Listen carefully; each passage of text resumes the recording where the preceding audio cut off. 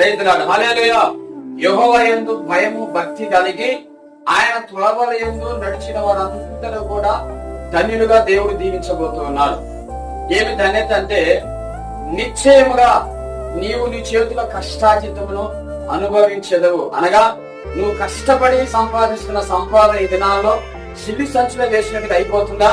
నువ్వు దేవుని యందు భయము భక్తి కలిగి ఆయన త్రోవల యందు నువ్వు నడుస్తూ ఉండగా నీ చేతుల కష్టార్జితము నిశ్చయముగా నువ్వు అనుభవించదవు. ఆమేన్. హల్లెలూయా.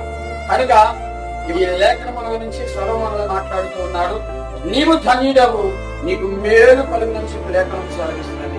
నీకు మేలు కలగాలన్నా, నీకు ఆశీర్వాదం రావాలన్నా, నీ కష్టార్జితము, నీ సంపాదించి నీ కష్టార్జితము నీకు రావాలన్నా, నువ్వు అనుభవించాలన్నా, నువ్వు దేవుని యందు భయము భక్తి కలిగి ఉండి ఆయన త్రోవల యందు నడుచుకో. దేవుని దీవెన నువ్వు పొందుకొందువు గాక.